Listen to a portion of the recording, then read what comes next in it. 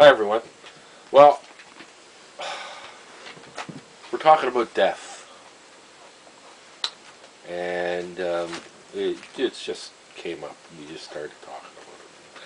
So, I, it's one of these things where I don't have a problem with death. I have a problem with my own death. I really don't want it to happen.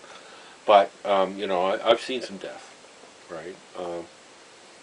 And it's different. Like we were discussing about, like, an example, people don't let their kids go to funeral homes anymore.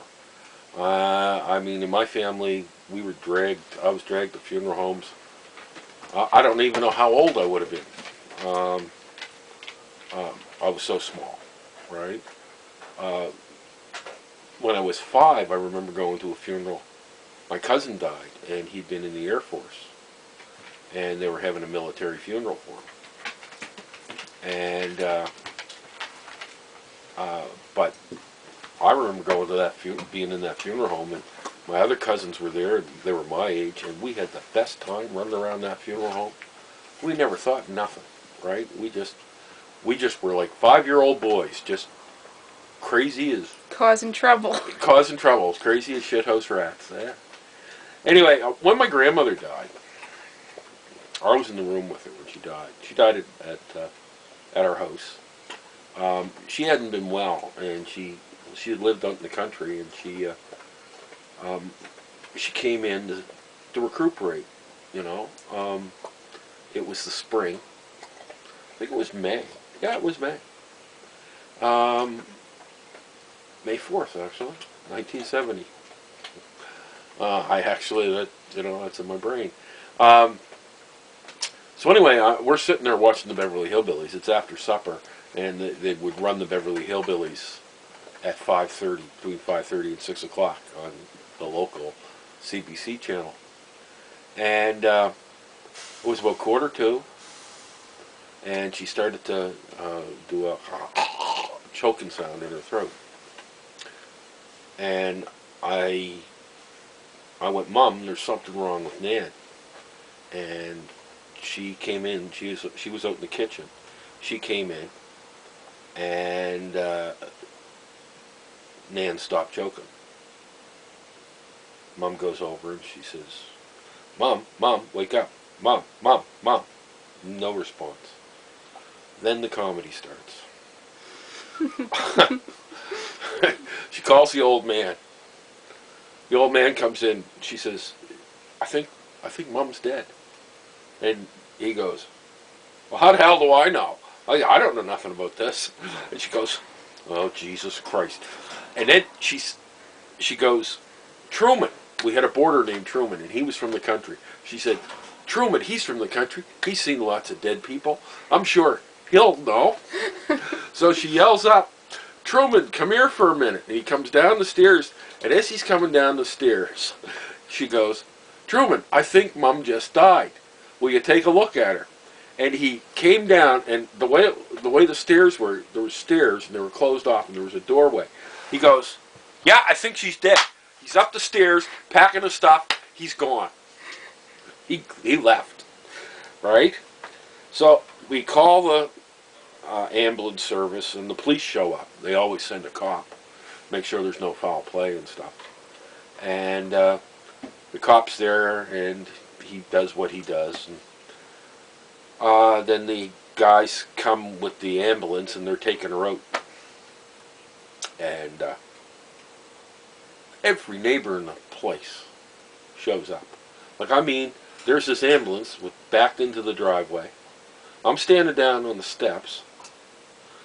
My neighbor from down the street, he comes over and he's going, "Don't you hate it when something like this happens? Everybody comes around and there's..." He's saying this He's one of those people. Yeah, he's one of those people. But get this, his father is talking to my old man saying the same damn thing. Right? And so off they go. Right? And so we have the funeral home. Well, her husband, he comes in. He's staying with us. World War I vet. Tough old bird. right? He he decides the best way to deal with the grief is to drink it off. And we're down. It used to be Snow's Funeral Home. They made it into a restaurant called the Five Fishermen, and later it became a nightclub in Halifax. My apartment, and so we're in there, and we go down for they had the viewing was from 10 in the morning until 12, and then it was from 2 until 4, and then there was an evening viewing. So I was down there with my cousin and Jack, who was my grandmother's husband, and he says, "Well, I'm going to go get something to eat. I'm going up to Midtown," and that's a tavern in Halifax that was quite. That was the best steaks. And I'm telling you, mystery meat steak, excellent, excellent steak. And it hasn't changed, like from they opened in 1946 or 47, and that was the last time they washed the walls. And but It was disgusting in there. it was pretty disgusting in there.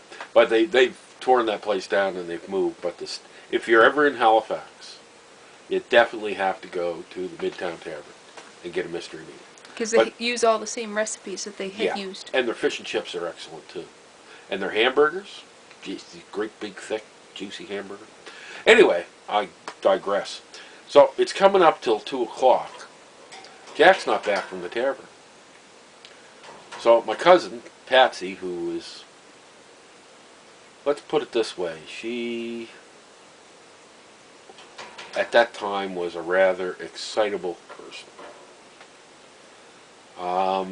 Anything would set her off. She goes, viewing starts at 2 o'clock. Jack's not here. What are we going to do? She's starting to panic. And I said, well, he's up the tavern. I said, why don't you go up to the tavern and get him? She goes, I can't go in a tavern. I'm a woman. And in those days, women weren't allowed in taverns. So she drags me up to the Midtown Tavern, and that's the first time I enter a tavern. And I go in and get Jack, and he's pissed out of his mind. And I said, Jack, the viewing starts in 5 minutes. We got to go back. And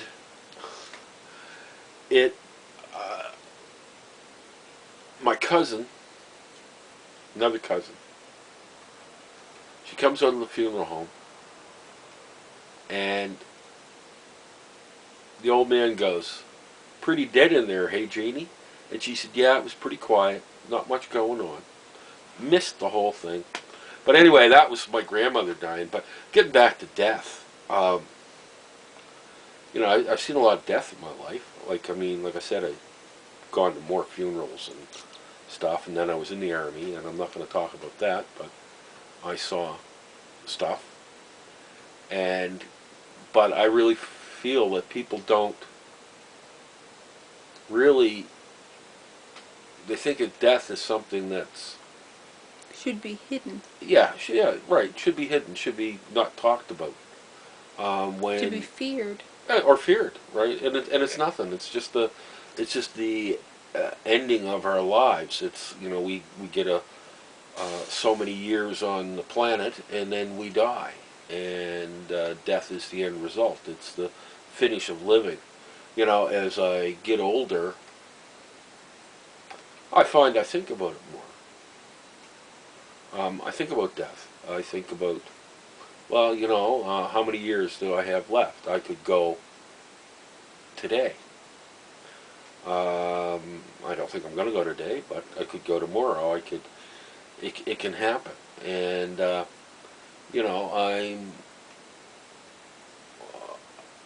the only thing that bothers me is I'm nosy. I want to see how the Middle East turns out. I want to see what happens with Russia. I want to see if who gets elected in 2016 in the States. I'm just nosy. I love news, and that's the only regret I would have about dying, was I wouldn't see Shadow develop into the artist that I know she's going to become.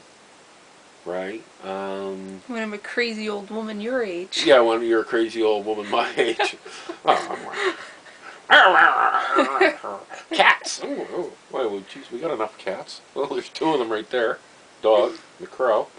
But Checkers is over here and watching Checkers is you. over here, and I know we'd have more cats if well, anyway. If death hadn't taken them. If death hadn't taken them, but even at that, I mean, uh, uh, you know, that happens. But it's, you know, people I find have a really unhealthy attitude towards death, right? And the way they raise their children. And I'm not one to sort of say, hey, look, you're raising your children wrong, but children should be introduced to death, right? Because that's what they're going to face in their life. And children are more accepting of things when they're younger, too. Exactly, exactly. I have a friend. The first time he experienced death, he was 30 years old. And that was the death of his grandfather. He never went to, family members would die, and, oh yeah, the kids weren't allowed to go to the funeral. They were sheltered against it. So they grow up with an unrealistic, I think it's unrealistic about it, and I know my brother. He was not big on the death thing with his kids. He tried to shelter them from this, and they really shouldn't have. Because guess what? It's going to happen, and that's what. And down here in the country, they have a much better attitude towards death, I find. Because the older people, anyway. The younger ones are pretty messed up. Yeah, I suppose they are. Yeah, I suppose they are. But a lot of them, because they hunt and they fish, they get the connection. I really think that's a great way. Kids, you should get your kid a mouse. It's only going to last a year and a half, and then you can have a funeral. And the kid can experience the whole thing from a little baby mouse that they raise to an adult mouse, and they can watch it deteriorate and die. And then they experience the whole thing. But maybe, I know a lot of people out there would not agree with me on that. Right? But, there's a lot of, I remember being at my aunt's funeral. I would have been about 8 years old. And there was a couple of events at the funeral. My dad and his brother were out in the hall talking, and they were laughing, and somebody else came along, and they were talking, and they were laughing and having a great time. And I was appalled. I mean, I'm 8 years old, and I'm starting to think, right? And I'm going, wait a minute, this is a funeral. This is not a happy time.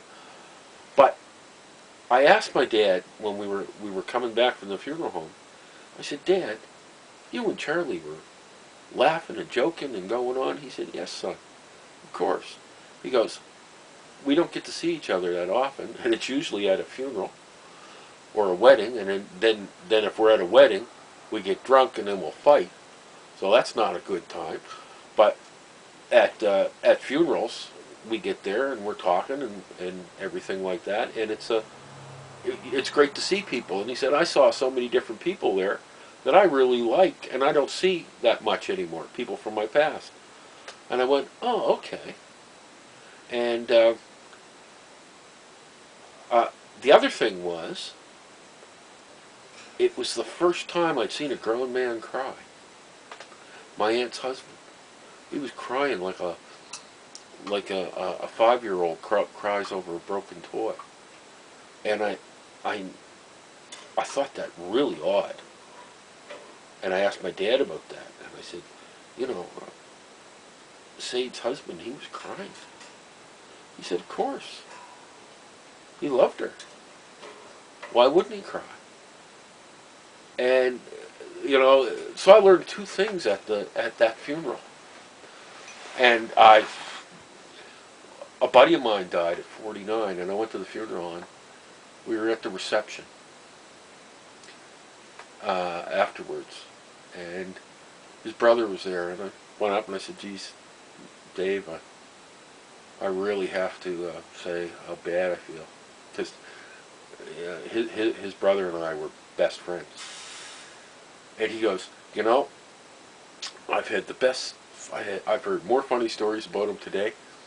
See, the guy who died, Ted, he worked for the Power Corporation, and he was operating the cherry picker. The buddy went up on the pole, and he did some work on him. Did some work on the pole, and he said, "Okay, Ted, let me down." He goes, "Tell me you love me." Guy goes, "What? Tell me you love me." "I'm not telling you I love you." He goes, "I'm not letting you down."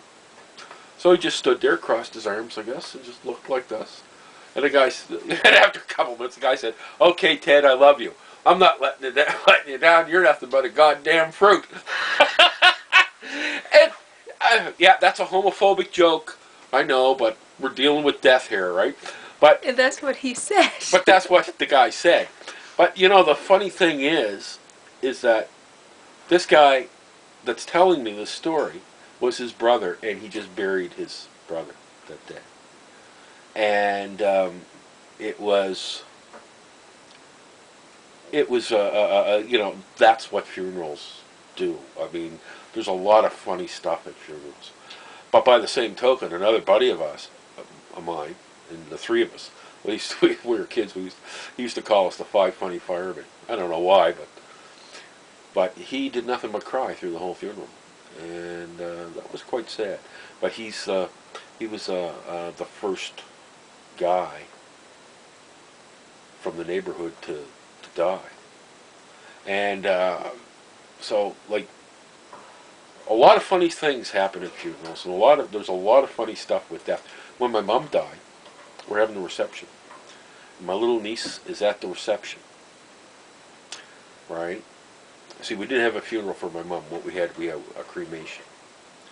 So, and then her instructions were House party. house party, lots of booze, lots of food. So we're having a real good wake for her.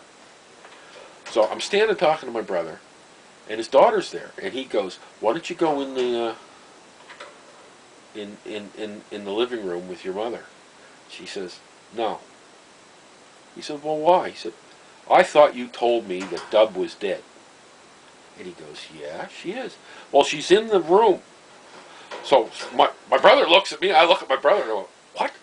Maybe it's, and what was going through my head was The Sixth Sense the child. Sixth Sense child, you know? Mom's there enjoying the funeral, right? Because that was after that movie had come Yeah, out. yeah. And I'm going, "What the hell is this?" So we go in, and Scott goes, "Where is she?" Goes my brother. And she points, to the coach. And sitting in the coach, in the queen's position where Mama always sat, was her sister. And she looks just like her. And we both laughed, and Alice didn't understand what we were laughing about. And I told my aunt, who passed away a couple years later, about it. And everybody had a great laugh at the thing. But I'm telling you, we had some pile of booze, right, for that. That's what she wanted. Everybody to go away with a full belly. And unable to get down the stairs. And unable to get down the stairs, drunk out of their minds. But you know, there was an interesting thing that happened at that funeral as well. I had a friend, and we were no longer friends. We had a political argument. There was a political problem. And we hadn't spoke for 4 or 5 years. So he read in the paper about my mom died. He calls me up. He says, "Listen," he goes, "I'm very sorry." He goes, "I know we have our problems, but I liked your mother, and I'd like to come to the funeral." I said, "Well, I said, there's not going to be a funeral. We're having a reception. You come over, have a meal, and drink as much as you want. There's a truce. And so he comes over that day. We're having the wake. He comes up. He shakes my hand.